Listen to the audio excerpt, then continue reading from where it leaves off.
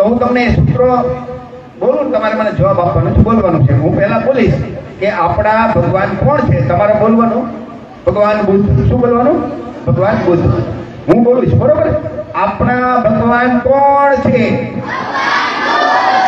આપણા ભગવાન કોણ છે?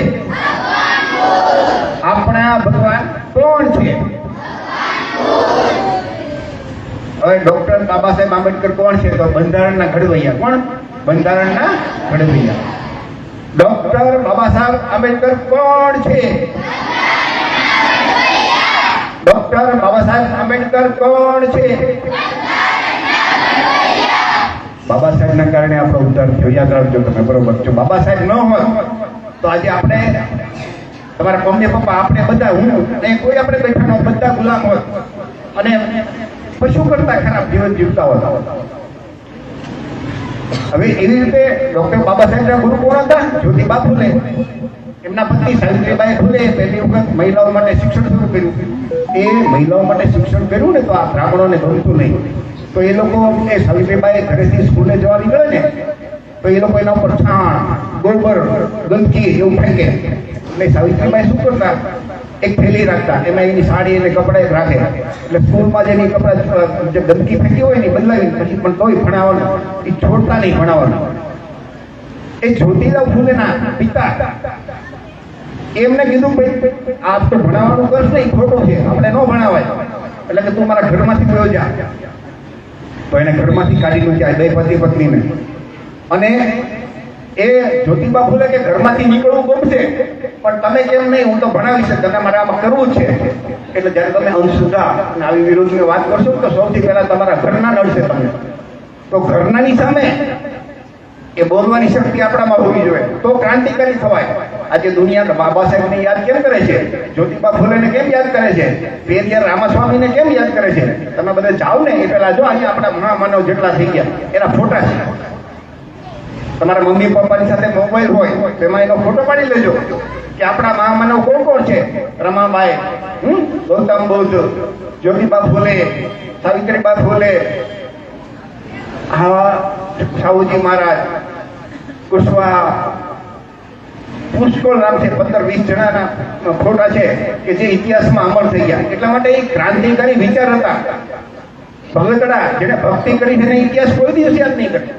પણ જે લોકો આવી ક્રાંતિકારી વાત કરે છે, તમારે પણ આ ક્રાંતિકારી વિષય તમારી ઉંમરમાં, આ ઉંમર તમારી એવી છે કે આ તો અહીંયા ધ્યાન રાખો, તમારી ઉંમરમાં તમે જો આ સમજી લેશો તો તમને કોઈ ધર્મના નામે ગુલામ નહીં બનાવે, છેતરી નહીં શકે કે તમે આટલા રૂપિયા અહીંયા આપો અને તમને આટલું પુણ્ય મળશે, એમાં તમે ફસાશો નહીં ક્યારેય.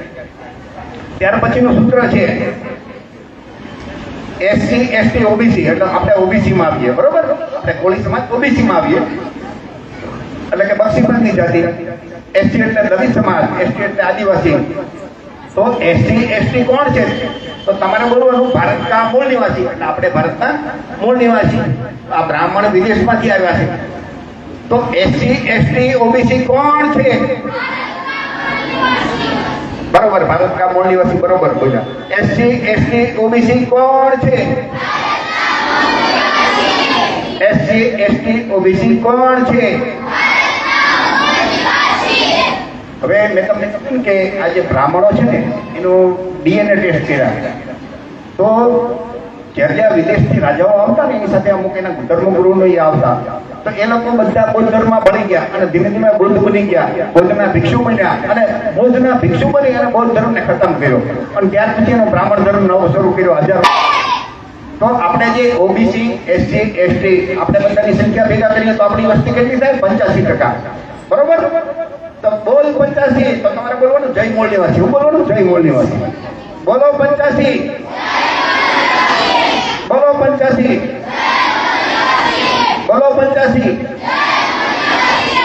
પછી હું એક બોલીશ કે જાતિવાદ મિટાના હે. તો આપણે જાતિ, આ ઊંચો આ નીચો એમ નહીં, આપણે બધા અમને માણસ બનાવવાના છે. તો જાતિ, હું બોલીશ કે જાતિવાદ મિટાના હે. તમારે બોલવાનું ભાઈચારા લાના હે. કેમ બોલું? ભાઈચારા લાના હે. બાળકો અહીંયા ધ્યાન રાખો, કોઈ બહાર નહીં જોવાનું. જાતિવાદ મિટાના હે, તમારે શું બોલવાનું? ભાઈચારા લાના હે. જાતિવાદ મિટાના હે. जातिवाद मिटाना है, जातिवाद मिटाना है। હવે ડોક્ટર બાબા સાહેબ આંબેડકરે એના જિંદગીના છેલ્લા 4 અઠવાડિયામાં 5 અઠવાડિયા વાત નહીં ને ત્યારે બૌદ્ધ ધર્મ સ્વીકાર્યો. બાબા સાહેબે કીધું કે હિન્દુ ધર્મના તમે શૂદ્ર વર્ણના, નીચ, નાલાયક, હલકા વર્ણના તમને લખ્યા છે બધા શાસ્ત્રોમાં, તો શા માટે લેવું જોઈએ? જે ધર્મના આપણને માનવી નથી કરતા, પશુ કરતા આપણી ખરાબ હાલત છે, એ ધર્મ આપણો હોય જ નહીં, એટલે એમણે બૌદ્ધ ધર્મ સ્વીકારી લીધો. તો બાબા સાહેબનું એ મિશન અધૂરું રહી ગયું. બાબા સાહેબ તો એ બૌદ્ધ ધર્મની દીક્ષા 10 લાખ લોકોને આપી, પછી 4-5 અઠવાડિયામાં એ ગુજરી ગયા. જો એ 10 વર્ષ જીવ્યા હોત ને આખું ભારત બુદ્ધમય કરી નાખ્યું હોત, તો એ બાબા સાહેબનું કામ અધૂરું છે. તો એ બાબા સાહેબનું મિશન અધૂરું છે. એટલે હું બોલીશ કે બાબા તેરા મિશન અધૂરા. તો તમારે બોલવાનું હમ કરેંગે પૂરા. કોણ? હમ કરેંગે પૂરા, એમ બોલવાનું. બાબા તેરા મિશન અધૂરા, બાબા તેરા મિશન અધૂરા, બાબા તેરા મિશન અધૂરા. હવે હું બોલીશ કે હમે ચાહીએ આઝાદી. બરોબર? હમે ચાહીએ, તમારે બોલવાનું આઝાદી. હું બોલવાનું આઝાદી. હમે ચાહીએ, હમે ચાહીએ, હમે ચાહીએ.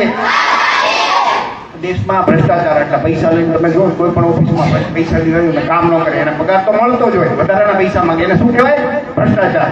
તો હું બોલીશ કે ભ્રષ્ટાચાર છે, તમારે બોલવાનું આઝાદી. ભ્રષ્ટાચાર છે, ભ્રષ્ટાચાર છે, ભ્રષ્ટાચાર છે.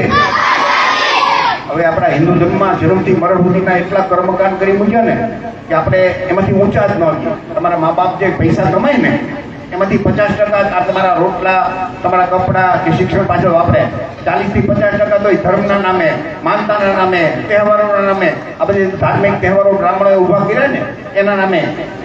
તમે જો તો કોઈ પણ પ્રસંગ હોય તો પેલા બ્રાહ્મણને બોલાવે, મુહૂર્ત કાઢી દે. બ્રાહ્મણ વગર ન થાય તો એ ગુલામી છે. બરોબર? એને કર્મકાંડ કહેવાય. જન્મથી મોત સુધીના જે મરણ સુધીના કર્મકાંડ. આપણા દાદા દાદી મરી જાય તોય છોડે નહીં. ખાટલો પાછળવાનો, કેટલી વસ્તુ મૂકે, આ તે ખાટલો, છત્રી ને સફરજન ને સૂકો મેવો, કાજુ, બદામ ને દ્રાક્ષ. હવે જીવતા ખબર એવું ન હોય, મેળા પછી આપે તો એ લઈ કોણ જાય? બ્રાહ્મણ. બરોબર છે? એને શું કહેવાય? કર્મકાંડ. તો હું બોલીશ કે કર્મકાંડ છે, તો તમારે બોલવાનું આઝાદી. બરોબર? કર્મકાંડ છે, કર્મકાંડ છે, કર્મકાંડ છે. હવે જાતિવાદ છે, આઝાદી. બરોબર? હું બોલું છું કે જાતિવાદ છે, તમારે બોલવાનું આઝાદી. જાતિવાદ છે, જાતિવાદ છે, જાતિવાદ છે. હવે હું બોલું ગરીબી છે. આપણે આપણો સમાજ ગરીબ ગણાય, તો આપણે ગરીબી છે, આઝાદી. ગરીબી છે, ગરીબી છે. હવે હું બોલીશ કે અંધશ્રદ્ધા છે, તો આઝાદી. બરોબર? અંધશ્રદ્ધા છે, અંધશ્રદ્ધા છે. છેલ્લું એક તમને સમજાવીશ કે દેશમાં આપણી વસ્તી 75 થી 85% છે, છતાં આપણું રાજ નથી. રાજ બ્રાહ્મણવાળિયાના હાથમાં છે. તો આપણે એક સૂત્ર બોલવાનું છે કે વોટ અમારા, રાજ તમારા, નહીં ચલેગા.